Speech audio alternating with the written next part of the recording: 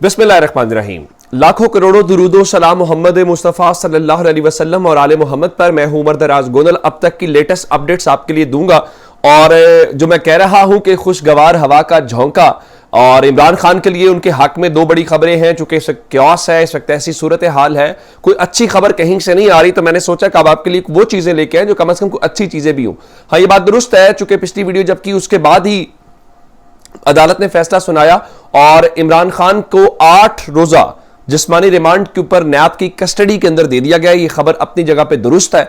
और नैब ने जो 14 रोज का रिमांड मांगा था, जज मोहम्मद बशीर ने 8 रोज का जिस्मानी रिमांड दिया है, जिसका मतलब यह है कि अब उनको 17 तारीख को दोबारा अदालत के अंदर पेश किया जाएगा। लेकिन इस दौरान जो इमरान खान ने वहां से मैसेज कन्वे किया है वो बहुत इंपॉर्टेंट है।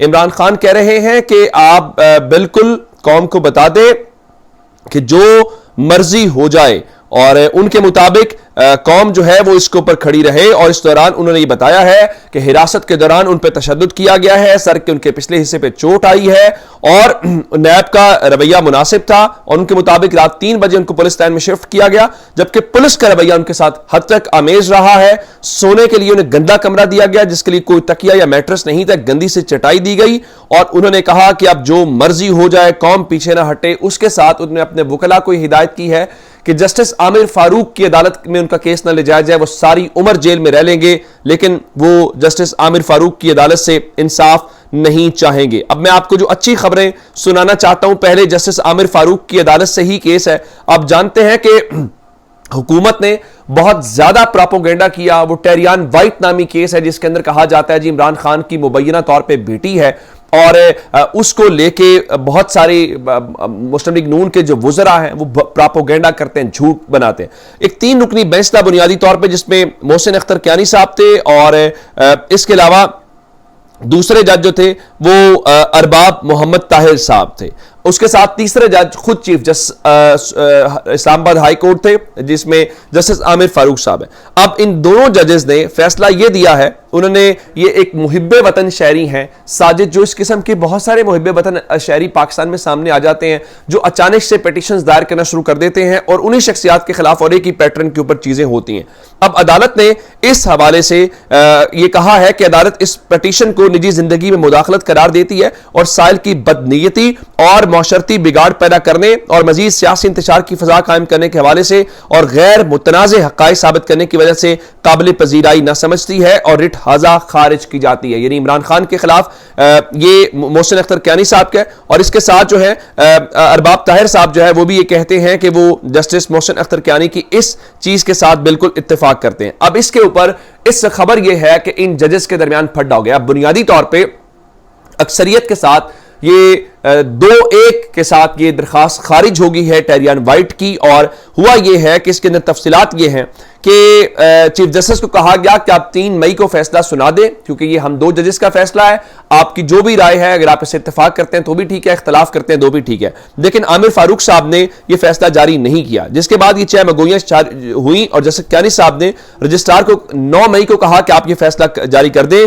रजिस्ट्रार हाई कोर्ट ने फैसला जारी नहीं किया, जिसके बाद आज ये जो कॉपी है वो इस हवाले से मीडिया के सामने आ गई। बुनियादी तौर पे आज इस्लामाबाद हाई कोर्ट ने इमरान खान की जो नाअहली है उसको मुस्तरद कर दिया है। जब ये सारा कुछ हुआ और अब इस सारी सूरत हाल को लेके एक बार फिर चीफ जस्टिस ने अपने 2 फाजिल जजेस का फैसला मानने से इनकार कर दिया। और उसके बाद हुआ क्या है, उसके बाद यह हुआ है कि जनाब जो इस्लामाबाद हाई कोर्ट है उसकी जानिब से एक एलामिया जारी किया गया है और उस एलामिया के अंदर यह कहा गया है कि जो पिटीशन है उसके अंदर किसी किस्म की आज जजमेंट अनाउंसमेंट करने का नहीं कहा गया था, कोई कॉज लिस्ट जारी नहीं हुई थी और 2 जो जजेस हैं उनकी राय जो है वो फैसला कॉन्स्टिट्यूट नहीं करती। इसलिए अब इस केस को दोबारा समाअत के लिए चीफ जस्टिस एक नया बेंच तश्कील दे रहे हैं। अब सवाल यह पैदा होता है, जिसकी समाअत मुकम्मल हो चुकी हो, जिसका फैसला महफूज हो चुका हो जिस केस का, उसके ऊपर क्या दोबारा से उसकी री हियरिंग हो सकती है?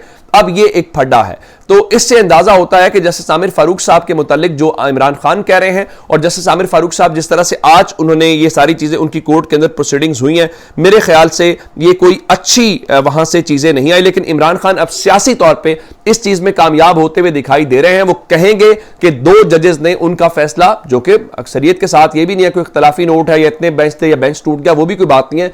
इवन समात, ये कोई इनिशियल स्टेज नहीं थी, समात मुकम्मल होकर फैसला महफूज हो चुका था। तो जब फैसला महफूज हो गया हो तो उसके बाद अब ये उन्होंने इसको नाकाबिले समात करार दे दिया। अब अगली खबर मैं आपको ये दे देता हूं कि कौम से जो खिताब की तैयारियां, अब से थोड़ी देर पहले हुआ यह है कि विफाकी काबीना का एक हंगामी इजलास हुआ है और विफाकी काबीना ने मुख्तलिफ इलाकों के अंदर, जिसमें आप जानते हैं पंजाब और खैबर पख्तूनख्वा के तो ऑलरेडी ये कहा गया था, लेकिन इस्लामाबाद समेत पाकिस्तान के विफाकी दारुल हुकूमत के अंदर भी फौज की तैनाती की मंजूरी दे दी गई है, जिसके बाद शहबाज शरीफ ने कौम से खिताब का फैसला किया और उनके मुताबिक जी वो कौम को इत्मीनान में लेंगे और कौम को इत्मीनान में लेने के हवाले से वो वक्त का तयन किया जा रहा है कि शहबाज शरीफ आज ही खिताब करें या कल खिताब करें। अब सवाल ये पैदा होता है कि जब ये सारा कुछ हो रहा था शहबाज शरीफ थे कहां पे? वो लंदन यात्रा से वापस आए। दूसरी जानिब जो सुप्रीम कोर्ट बार एसोसिएशन है, उन्होंने इमरान खान की जो गिरफ्तारी है उसको लेके उसकी मजम्मत कर दी है और सुप्रीम कोर्ट बार एसोसिएशन ने बाकायदा इसके ऊपर जुबैरी साहब ने और जो सेक्रेटरी साहब है उनकी जानिब से एक बाकायदा बयान भी जारी किया गया। कुछ ऐसी सूरत हाल पंजाब और खैबर पख्तूनख्वा से सिंध के अंदर भी चली गई है। सिंध में दफा 144 नाफिज कर दी गई है, एहतजाज और रैलियों के ऊपर पाबंदी लगा दी गई है, 4 से ज्यादा अफराद जो हैं वो जमा नहीं हो सकते। जहां तक पंजाब की सूरत हाल है तो पंजाब के अंदर लाहौर समेत पूरे पंजाब के अंदर कॉलेज और यूनिवर्सिटीज को, यानी जो तालीमी इदारे हैं, उनको मजीद 2 रोज के लिए बंद कर दिया गया। अब इमरान खान के लिए दूसरी अच्छी खबर है वो मैं देता हूं, उन्हें उसको रोका हुआ था।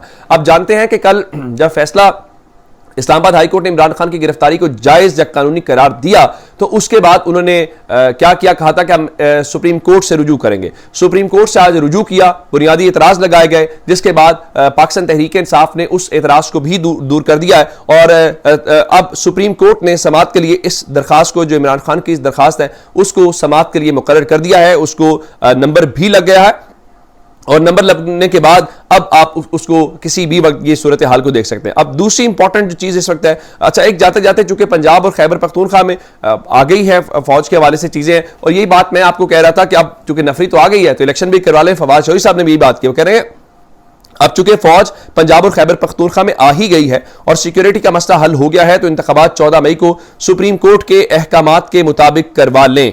अब ये सारी सूरत हाल है, लेकिन इस दौरान ISPR से एक बयान जारी किया गया है। सारी सिचुएशन के दौरान क्या है, मैं वो बयान आपको पढ़ के सुना देता हूं। वो कहते हैं जनाब 9 मई का दिन एक स्याह बाप की तरह याद रखा जाएगा। चेयरमैन PTI को नैब के एलामिया के मुताबिक कल इस्लामाबाद हाईकोर्ट से कानून के मुताबिक हिरासत में लिया गया।